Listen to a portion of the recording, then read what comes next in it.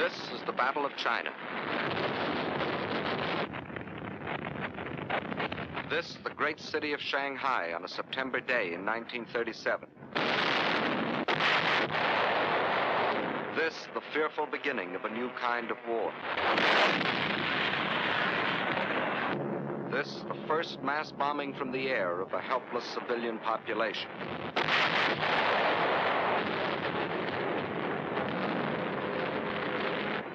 Why? Why are these innocent Chinese men, women, children to die beneath the hail of Japanese bombs? To find the answer to this question, we must first understand something about China and Japan. And to understand China, three facts must never be forgotten. China is history. China is land. China is people. Chinese history goes back for more than 4,000 years. That's a long time. It was only 168 years ago that Washington crossed the Delaware. Only 452 years have passed since Columbus discovered America. It's 1,500 years since the world saw the fall of the ancient Roman Empire. 3,400 years have gone by since Moses received the Ten Commandments. 3,700 years have passed since the pyramids were built. But more than 4,000 years ago, the Chinese Empire was already in existence. And more important, so was the Chinese civilization, a civilization of art and learning and peace. Yes, China is history.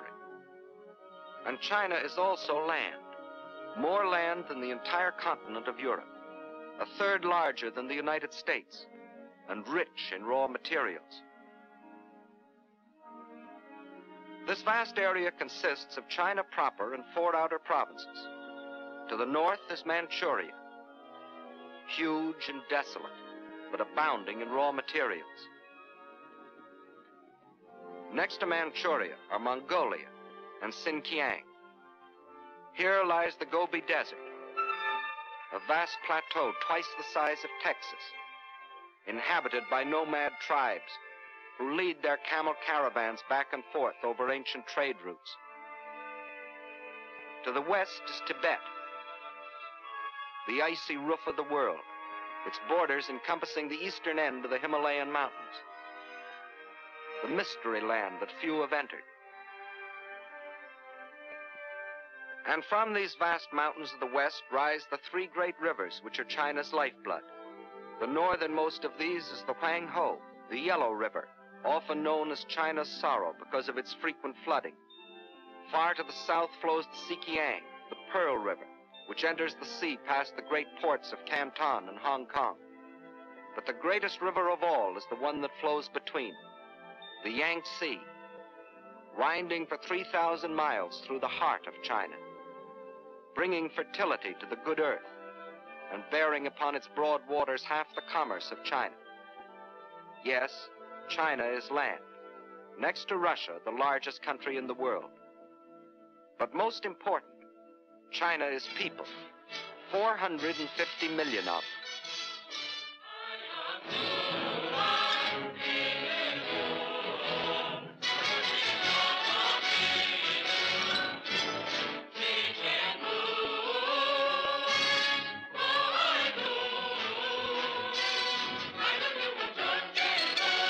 If the whole population of China were to walk past you, 4 abreast, there would never be an end to the procession, for new Chinese would be born and would grow up before the last man could pass by.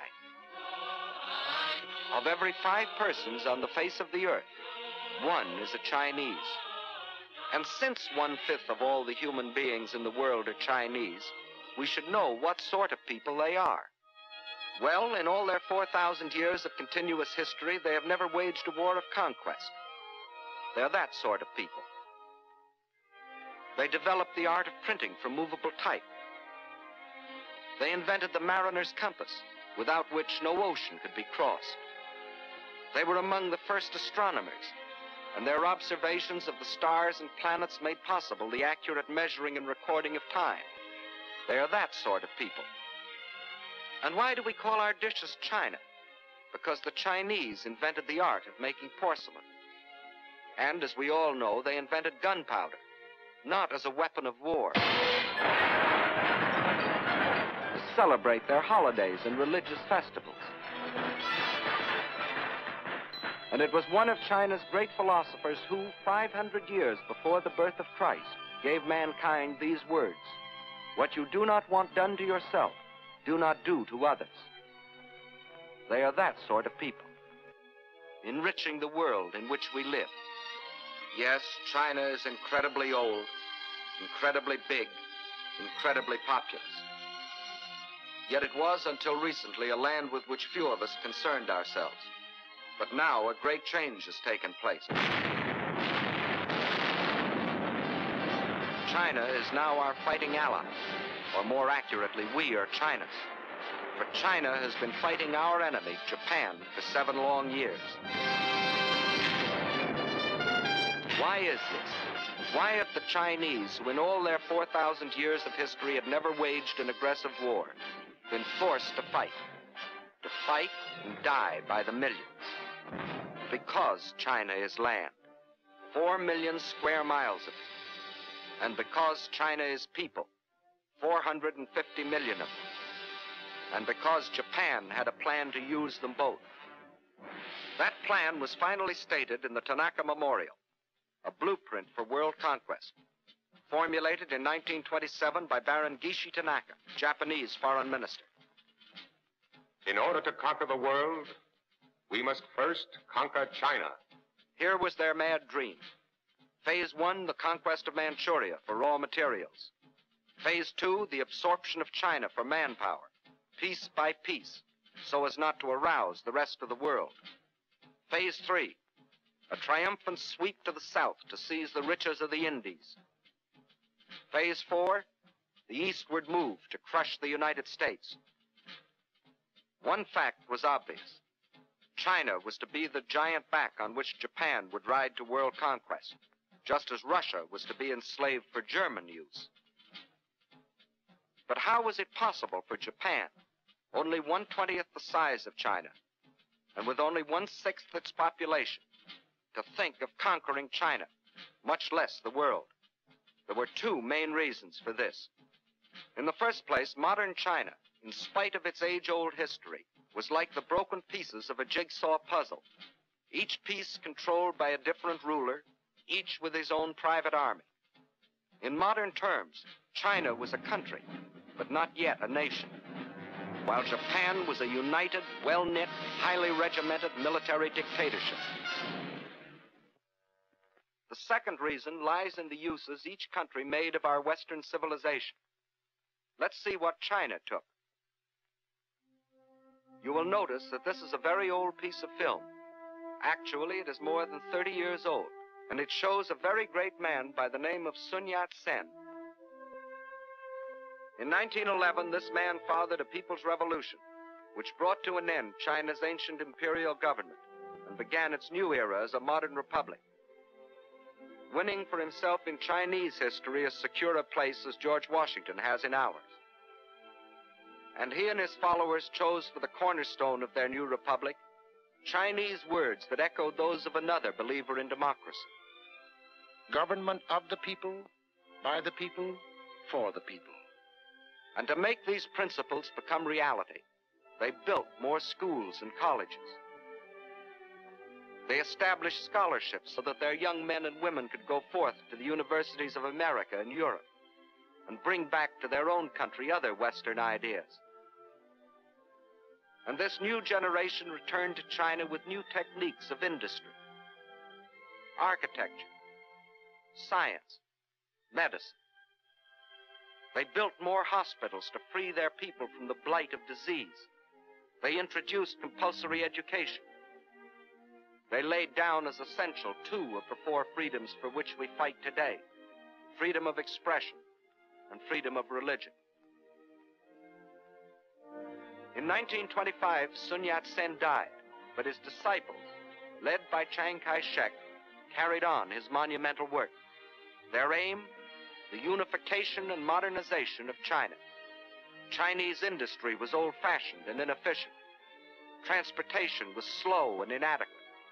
But now railroads began to link the great seaports and river harbors with the inland cities. A network of highways began to stretch beyond the railroad lines into the deep interior. After leaving them untouched for centuries, China was beginning to use her vast store of raw materials.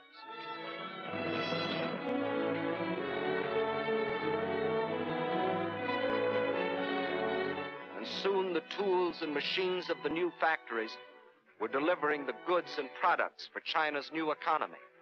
For the Chinese believed in using the best of Western civilization for the progress of their country. And while they were building this new nation, just a day and a half by steamer across the Yellow Sea lay Japan.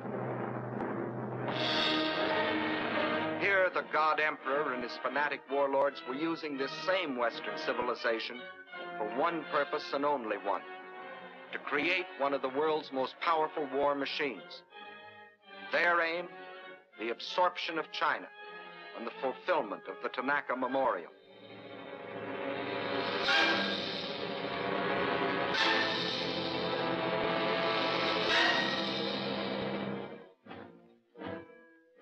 For years, Japan had deliberately copied military weapons and industrial techniques discovered in other countries. For years, Japan, under the pretext of lacking raw materials for industry, had been buying in every corner of the world materials not only to build this war machine, but materials which could be stored to feed it in the war of conquest they were planning. For years, while other nations were trying to outlaw war by reducing armaments, Japan was feverishly and secretly building a modern army, a modern navy, a modern air force to strike its infamous blow at the civilized world. And we all now know about the islands in the Pacific that Japan fortified in violation of all international treaties. These were the reasons why it was possible for Japan, only 1/20th the size of China, and only 1/6 the population of China, to think of conquering China as the first step to world conquest. And as you have seen, in 1931 they embarked on phase one, the occupation of Manchuria.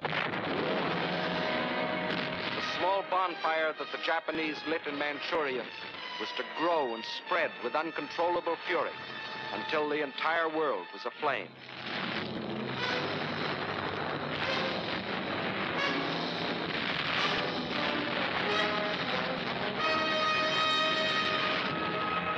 Phase one of the Tanaka Plan was completed, and exactly as planned. The Japs had been confident that this first and sudden land grab could be accomplished without their becoming involved in a major war. And they were right. The unification of China was still too remote for the Chinese of the South to care what happened to their kinsmen in the North. Using the step-by-step technique, a few months later, the Japs took a crack at Shanghai.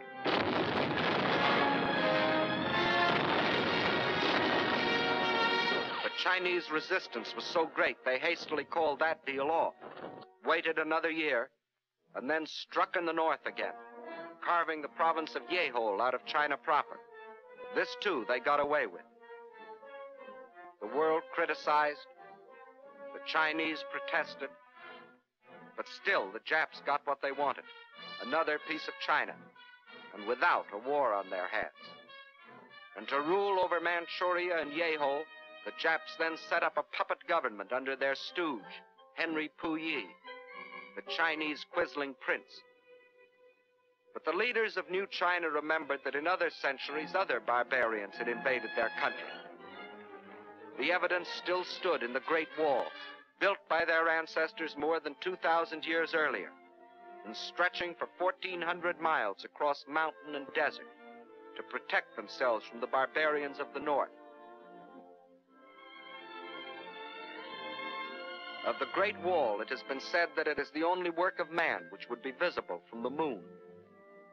But the Chinese knew that modern barbarians can't be stopped by a wall, however strong or high. They can't even be stopped by people, unless the people are united. And by 1937, the unification of China was making such progress the Japs got worried. The one weapon they could not permit China was unity. They would strike again before China could become a nation. This time it'd be a big bite. 5 more northern provinces out of the heart of China. At the United States Embassy in China as military attaché for a number of years was Colonel William Mayer. Let him tell you what happened. First thing the Japs did was to prepare their usual fake alibi. This time it wasn't a damaged railway track, as it had been in Manchuria in 1931. A Jap soldier had disappeared. Obviously, he'd been kidnapped by the insolent Chinese. Once more, Japan's honor had been insulted. Once more, the insult must be avenged. So, on the night of July 7th, 1937, at the Marco Polo Bridge near Peking, the Jap war machine struck.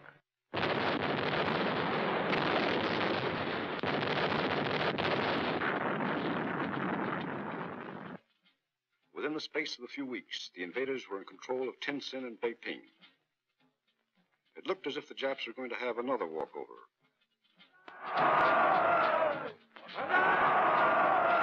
Now the Japs sat back to digest and organize this new conquest. The peace-loving Japanese didn't want a war if they could get their land grabs without one.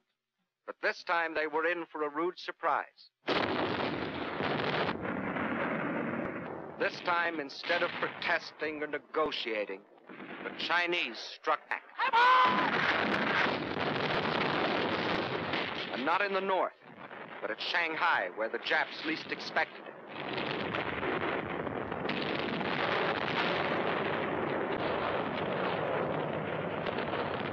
To understand the fighting that followed, we must know something about the city of Shanghai itself.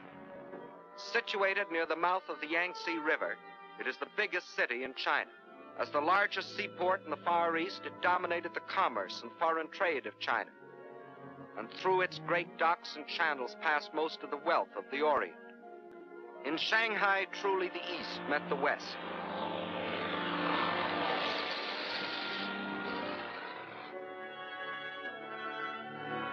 And within this city of 3.5 million Chinese was another city, the foreign settlement, made up of the French concession and the well-known international settlement.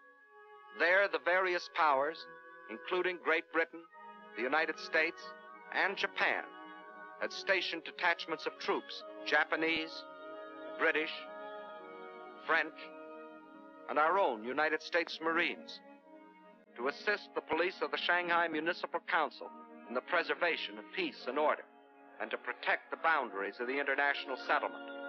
These detachments were limited in size, but the Japs secretly, and in violation of all treaty agreements, had increased their garrison so that when fighting started on the border of their concession in August of 1937, they thought they were fully prepared for any eventuality.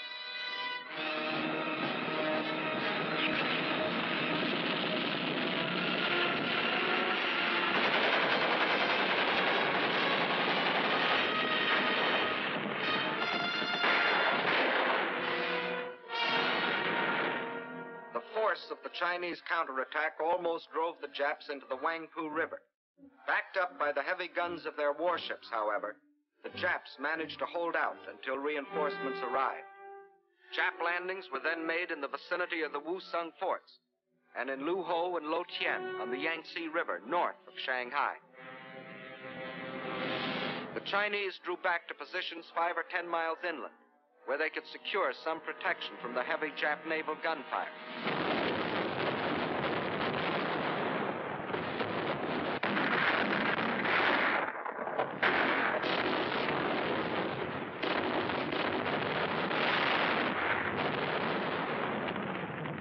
At the same time, the invaders succeeded in making a surprise landing some 20 miles to the south of Shanghai, put 2 divisions ashore, and pushed rapidly north to outflank the city.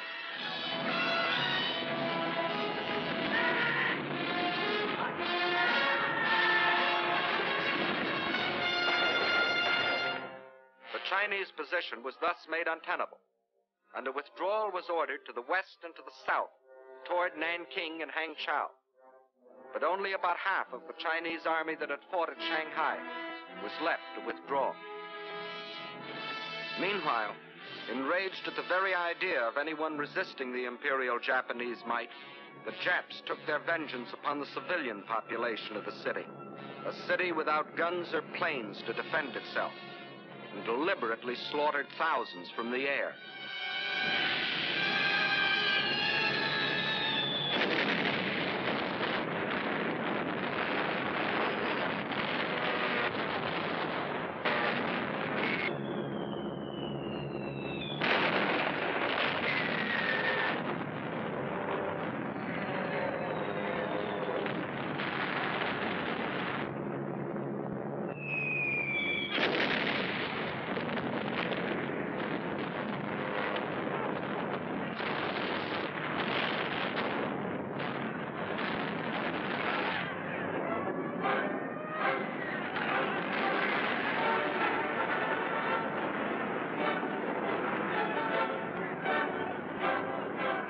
There was refuge inside the international settlement, where Japan was afraid to bomb the property and people of the foreign powers.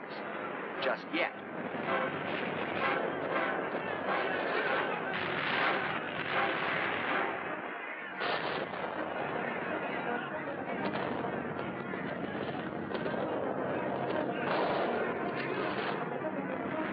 But there was not room for all. And for each who found safety inside, there were thousands huddled beyond the gates, standing helpless and undefended against the Jap attacks. There was no escape for these surging and panic-stricken people. They could only scurry through the narrow streets, pushing and packing themselves into the center of the city, to be trapped and buried alive in the collapse of bombed and burning buildings.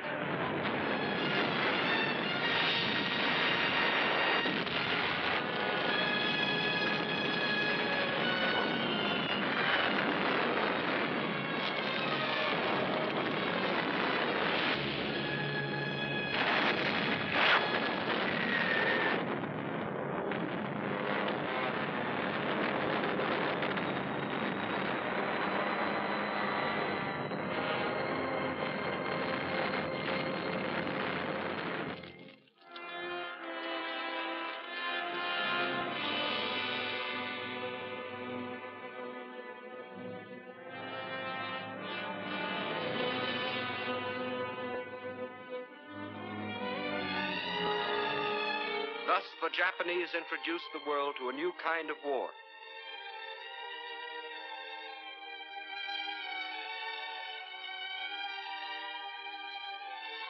A war of deliberate terrorization, of deliberate mass murder, of deliberate frightfulness.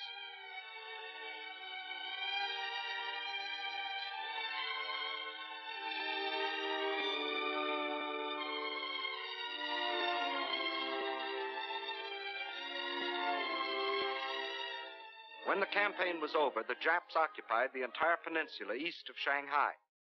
Reorganizing rapidly, they then launched a coordinated drive on Nanking. One column pushed along the railroad while another swung further to the south. This column then split and continued its drive, hoping to cut off any possible retreat of the Chinese armies defending Nanking. It was here in the Yangtze that the blood-crazed Japs attacked an American gunboat, the USS Panay, despite its distinctive markings.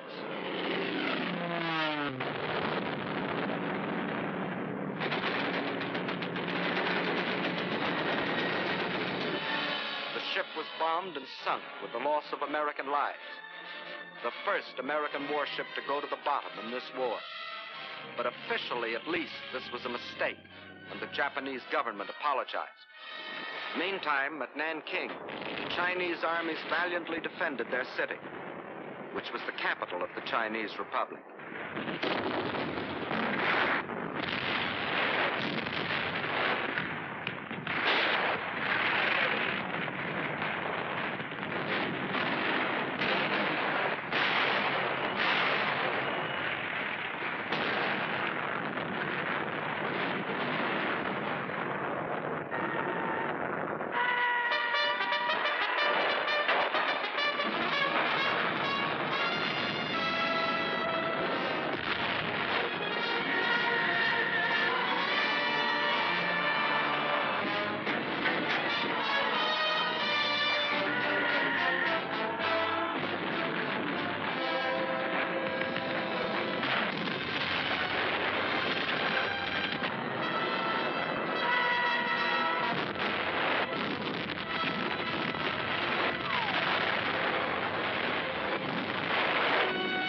again, Japanese power was too great, and after a battle lasting but a few days, the city fell to the invaders.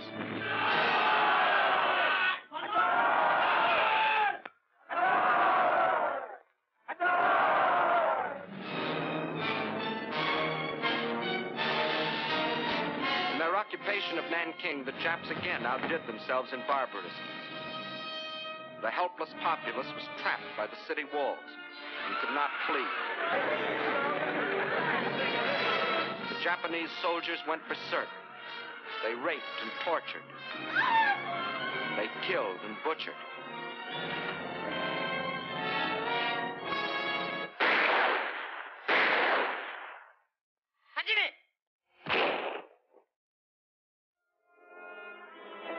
In one of the bloodiest massacres of recorded history, they murdered 40,000 men, women, children.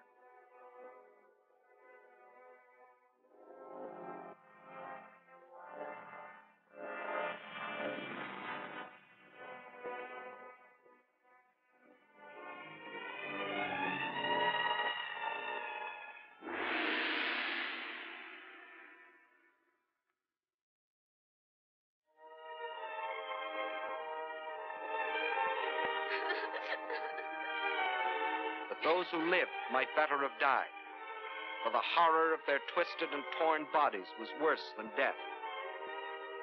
These scenes were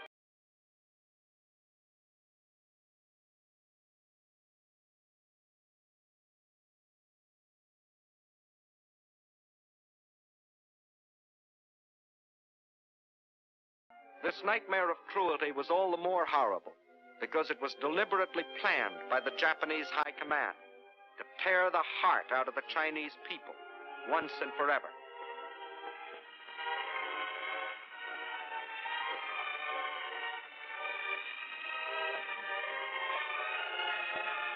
And then it happened. That which Sun Yat-sen had dreamed of, that which Chiang Kai-shek had toiled for, that which is stronger than stone walls had at last been born in China. The will to resist. 天天们有钱的出钱，好，来打倒日本人，一定要打回老家去。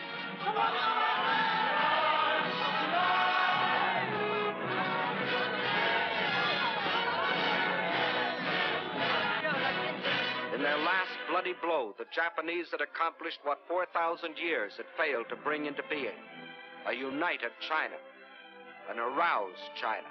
必须要团结一致，消灭日寇，然后我们才能够得到安全。日本的神圣救国的责任，应该贡献我们所有的力量。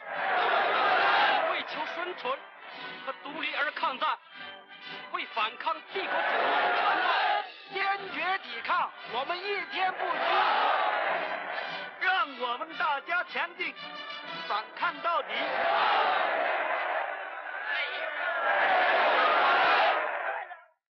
But the Chinese knew that the will to resist was not by itself enough.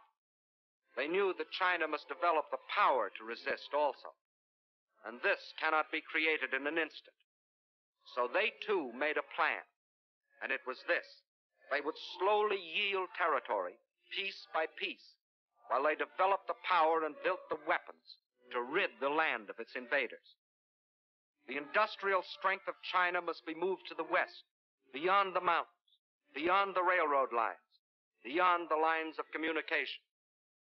There, safe from enemy attacks, they might produce the rifles and guns that China so tragically needed. Thus, China would trade space for time. Space for time. Blow up the roads.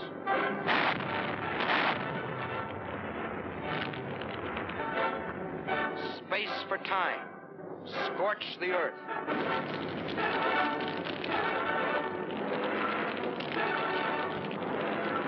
Space for time. Blow up the factory buildings. Leave nothing for the invaders. And then the people rose and moved, riding, walking, crawling.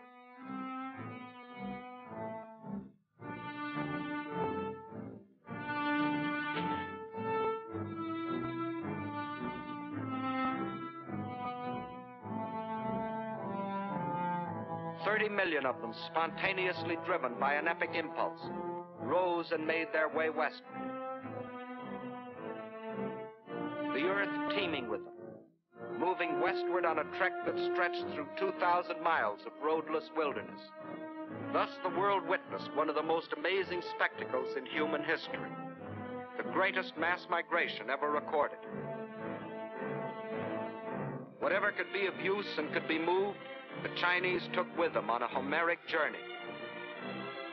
Their libraries, their schools, their hospitals, all dismantled and carted away. The machinery from over 1,000 factories, weighing over 300 million pounds, was moved away in trucks and ox carts and on their backs, 2,000 miles away, 2,000 miles westward. Wherever they could, they gathered along the few remaining railroads, waiting, hoping for some chance to ride part of the way toward their westward goal. And when they had packed the last train with the last ounce of humanity and machinery, the tracks themselves were taken up, rail by rail, tie by tie, to be transported westward, to leave nothing for the enemy.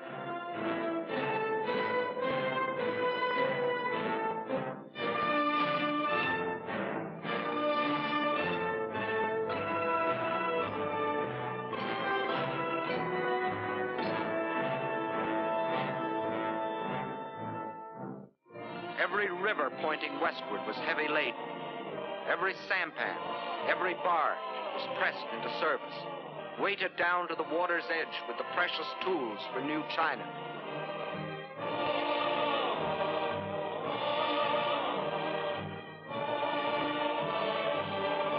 Nothing could stop them, not even the rivers that narrowed into mountain gorges. Westward with their loads of machinery, more precious than gold.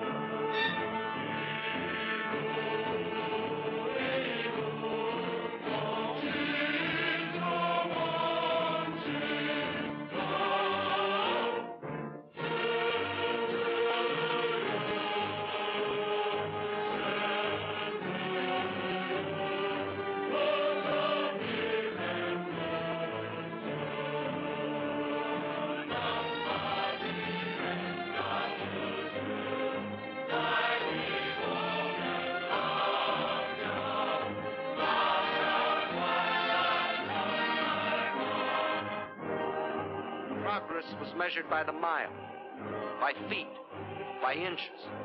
The trail they broke was moistened every step of the way by their sweat. Where there were no trains, no boats, no ox carts, there were still willing hands and willing feet and straining backs. 30 million people moving westward. Westward from the invader. Westward from slavery and death. Westward to freedom.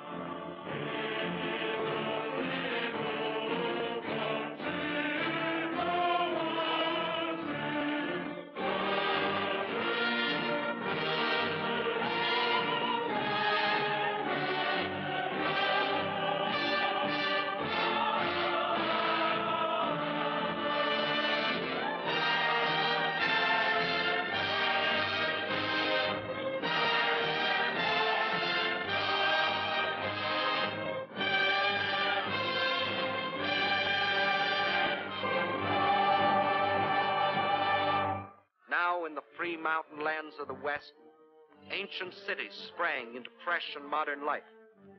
Chief of them all was the new capital of free China, Chongqing.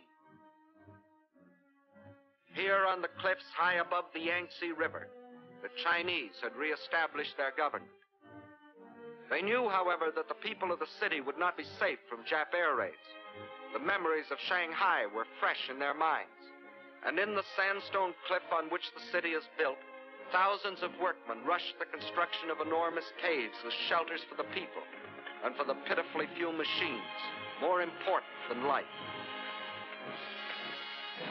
To the Japs, Chongqing became the heart of the Chinese nation they were determined to conquer. Destroy Chongqing, and they would break the spirit of New China.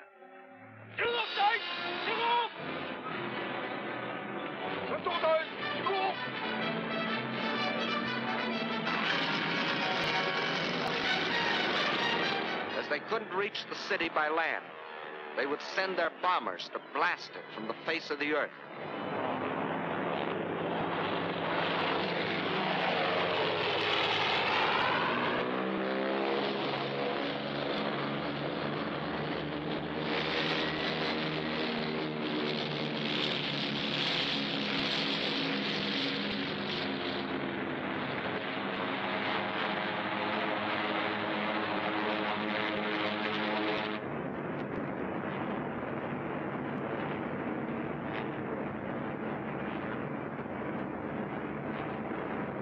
Against these Japanese armadas, slow and obsolete Chinese planes made a suicidal attempt to defend Chongqing.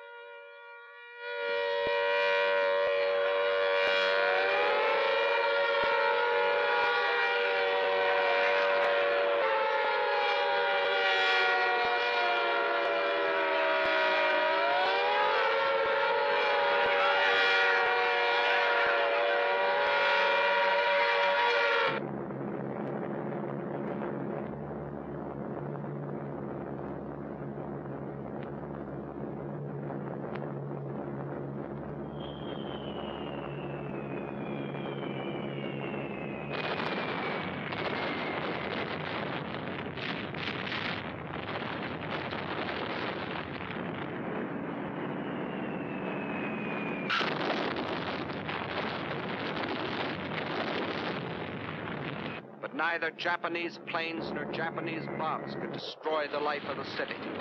For not only the people, but the factories had gone underground, where the vital machines could operate by day and by night, safe from bombs and shrapnel.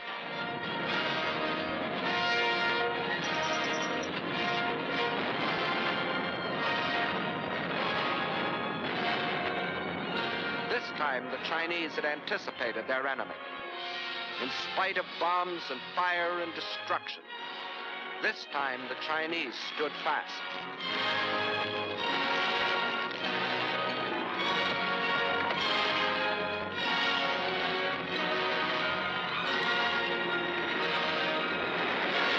Flaming Chongqing became the symbol of their indestructible spirit.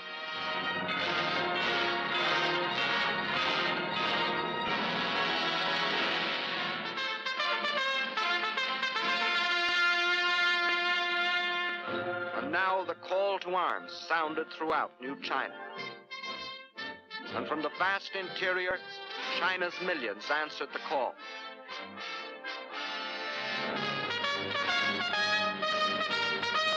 They came from the south and from the north, from the east and from the west, to form a people's army. With a new faith in their hearts, men and women left their homes and farms to fight for something bigger now than each man's home, and each man's farm, and each man's life. They were fighting for New China.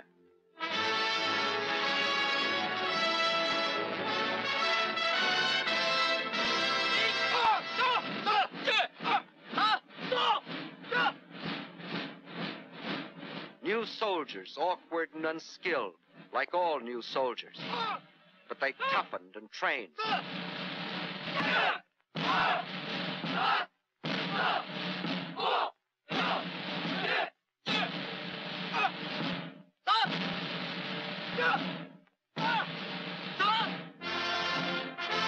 They learned the discipline and order of drill.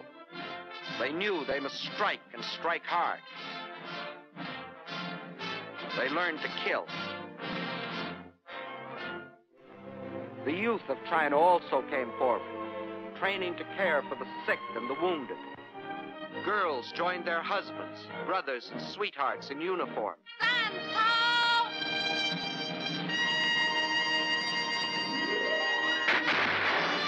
And to the aid of China came volunteers from other lands, men who pledged themselves to fight against tyranny and oppression no matter where.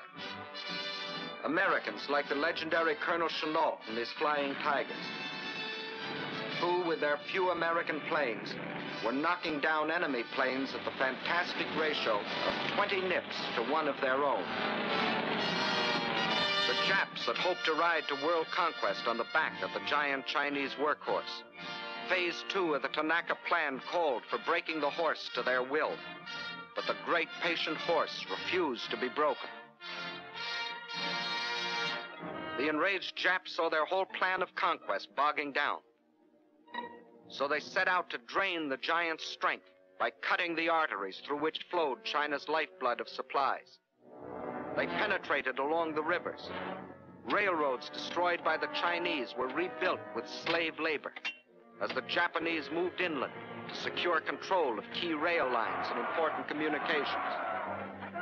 And China's supply lines from the outside world were cut off by Jap warships blockading the coast. The Japanese strategy was the isolation of China. Port after port was occupied.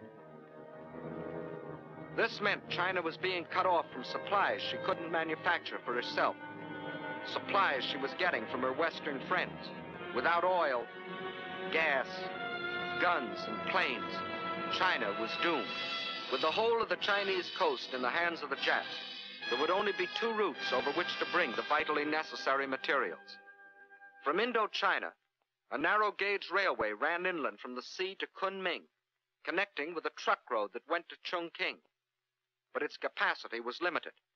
And then there was the old trail of the camel caravans from Russia across the Gobi Desert, which could bring in even less.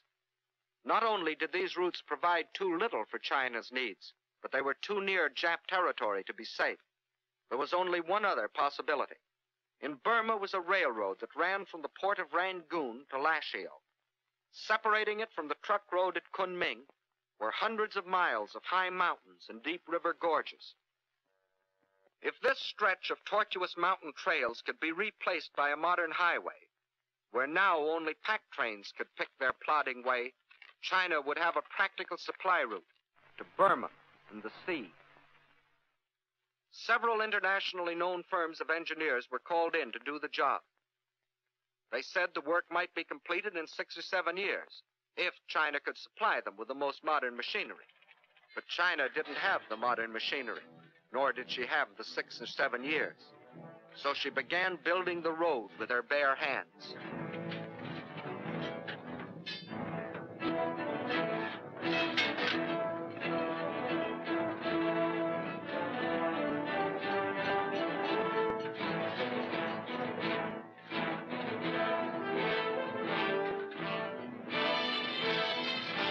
By thousands, by tens of thousands, by hundreds of thousands, they toiled at the back-breaking task of carving this desperately needed supply line out of the reluctant mountains.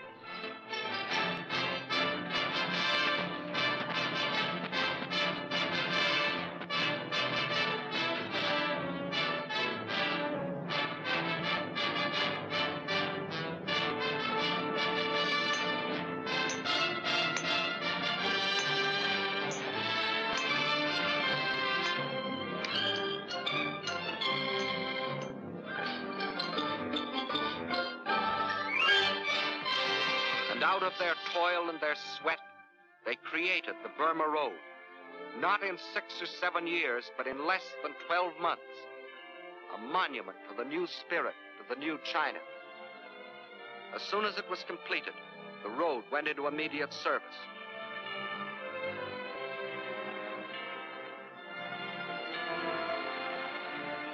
By thousands, the trucks shuttled back and forth between its terminals, climbing to nearly 10,000 feet, around hairpin curves, along the edges of sheer precipices, where passing trucks had barely 1 foot of clearance. And the blood plasma of new supplies flowed steadily over China's lifeline to the sea, protected by Colonel Chennault's incredible flying tigers. But Chinese sacrifice cannot be measured only in miracles of construction. It must be counted, too, in the tragedy of destruction. For while still the Burma Road was being built, the invading Jap armies had fanned out and straddled fully 2/3 of the railroad lines of the country. In the summer of 1938, they set out to capture the remaining 1/3, starting with the vital railroad junction at Changsha. Changsha is situated on the banks of the Yellow River, China's sorrow. Originally, the river flowed from Changsha southeastward to the Yellow Sea. But nearly a century ago, a great flood abruptly changed its course, swinging it far to the north. For generation upon generation, as the spring floods rushed down to the sea, thousands of Chinese worked on the dikes to hold the river in its new course, protecting their homes and their crops.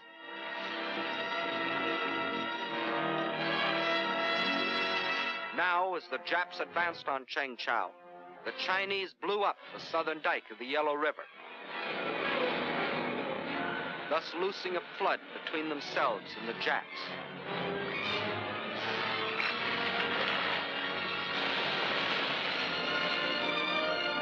Once more, the river flowed in its old course, forming a barrier which to this day has prevented the Jap from entrenching himself in this area. Thus, once more, with no thought of the human sacrifice of the material cost, the Chinese traded space for time. And the Chinese had still other tricks to pull from their patched and faded sleeves. You will notice that this map of Jap conquests doesn't look like the military maps you have seen in the previous films. By all military standards, it should have looked like this, which is the way the Japs wanted it to look. But the Japanese were learning that the occupation of Chinese cities and control of Chinese rivers and railroads still was far from meaning the subjugation of China. For the Chinese had formed themselves into guerrilla bands, trained to harass the Jap forces. These guerrillas were mostly farmers who had stayed behind on the land when the Great Migration to the west took place. Peaceful farmers one day, deadly fighters the next. They made an unpredictable and uncontrollable enemy.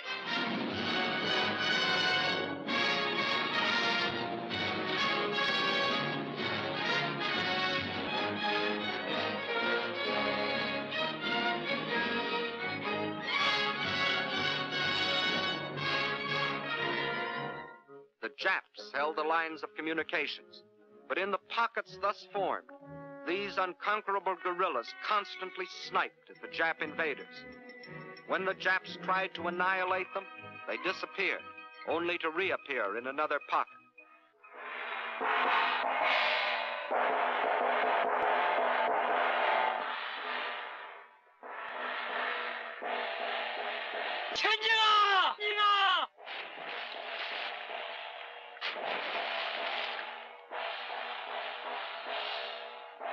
Attacking with speed and surprise, they ambushed enemy patrols.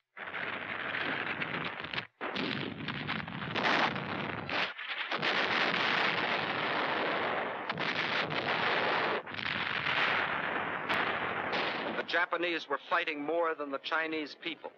They were fighting the Chinese land. The great distances, the rivers, the floods, the swamps and marshes. These, too, were enemies that defied the Jap war machine. The giant back Japan intended to ride to world conquest was proving to be a bucking bronco. Phase 2 of the Tanaka Plan had bogged down in what the Japs still referred to as the China Incident. This left them in a fateful quandary. Phase 2 of the Tanaka Plan was still incomplete, but Phase 3 and Phase 4 could no longer be delayed. In Russia, the overwhelming German offensive was taxing Russia's military capacity to the limit, removing any Japanese fear of Russian interference. Britain, after the sledgehammer blows of Dunkirk and the Battle of Britain, was left groggy and militarily almost exhausted. Her navy scattered across the seas, guarding her lifeline of supplies. But here in America, we were finally awakening to our danger and taking steps to protect ourselves. We had appropriated funds for the construction of a two-ocean navy, and our army was rapidly expanding. If the ultimate objectives of the Tanaka Plan were to be achieved, now was the moment to strike. Now, when Russia was otherwise occupied. Now, before Britain could recuperate. Now, before we could gather too much strength.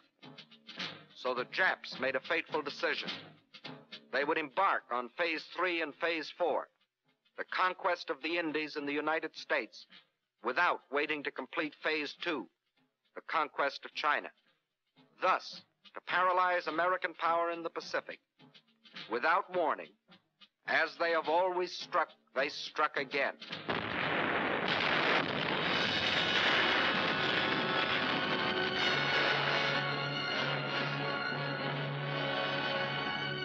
According to all the rules, China's position should now be greatly improved. For in her war with Japan, China now had fighting allies. Ourselves, the British, the Dutch. But it didn't work that way for China. For in those tragic early months of 1942, when we sustained defeat after defeat at the hands of our common enemy,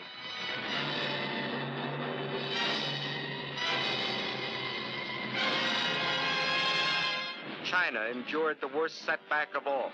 Out of our defeats, China lost the Burma Road.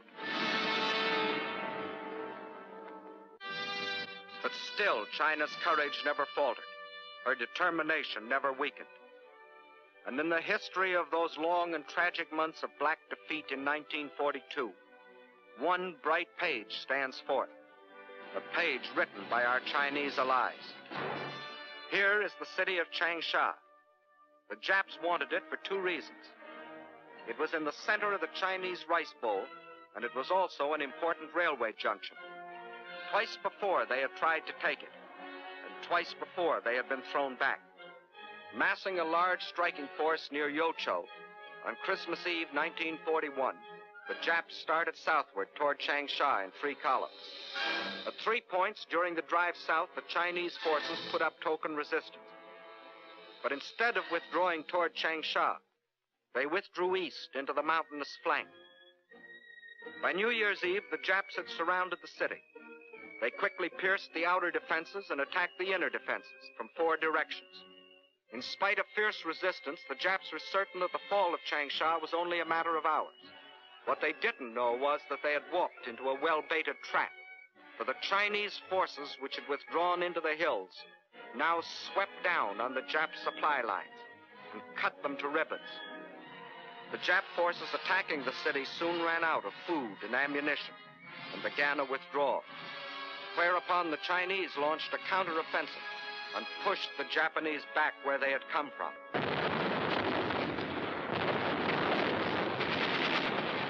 The Jap column was forced to run the gauntlet of continuous attack by the pursuing Chinese forces.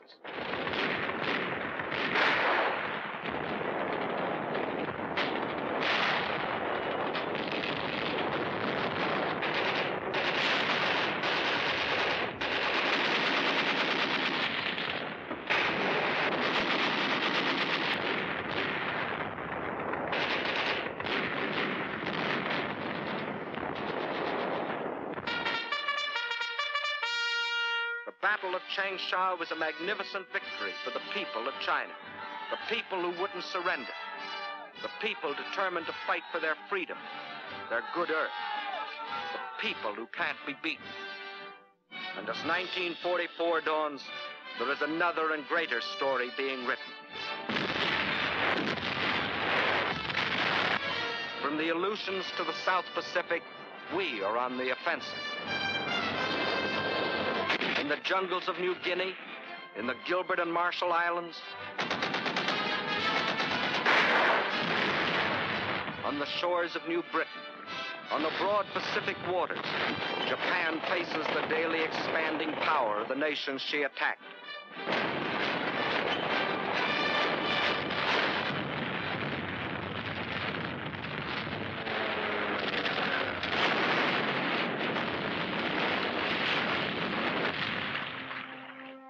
And in India, American, British, and Chinese forces are gathering strength under Lord Mountbatten for the liberation of China. For China's war is our war, and now her millions belong not only to United China, but also to the United Nations. Leader of our American forces is General Stilwell, who has the unique honor of being the chief of staff of all the Chinese expeditionary armies. Division after division of picked Chinese troops are being flown in our planes from China to India, where they are armed and equipped with the most modern American weapons. Trained and hardened to spearhead the coming drive against Japan. Through enemy-held territory in northern Burma, the new Lido Road is being pushed. Over mountains, through jungle and swamp, from India to China, to connect with the old Burma Road. In the jungle on either side, American and Chinese patrols protect the road and strike at the Japs. Their supplies and ammunition brought in by plane and parachute.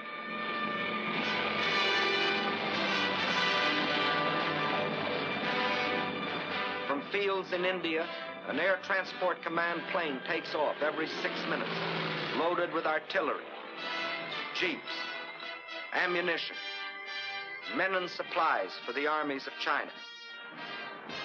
Over this Burma skyway, over this hump of mountains 16,000 feet high, more tonnage is being flown into China than was ever trucked in over the old Burma Road.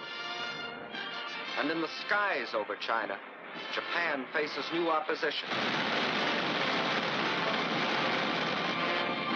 Young Chinese, many of them trained on the fields of Arizona, New Mexico, California, fly and fight beside their American comrades.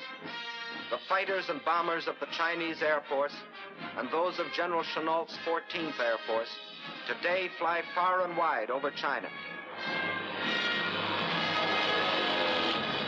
hitting enemy concentrations, smashing their sea lanes along the China coast.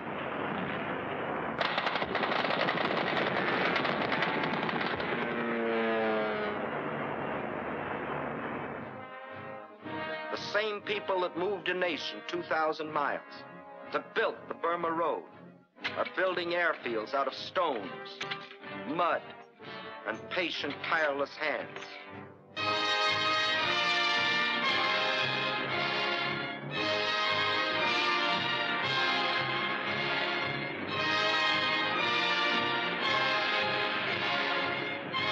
Today, though still cut off by land and sea from the rest of the world, Chinese armies and Chinese guerrillas still stand firm against the Jap war machine.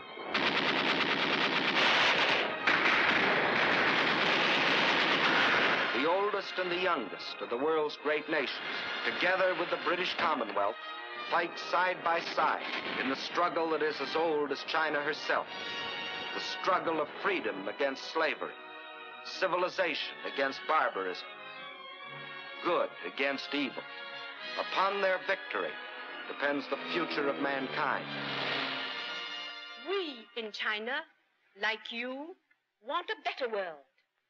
Not for ourselves alone, but for all mankind. And we must have it.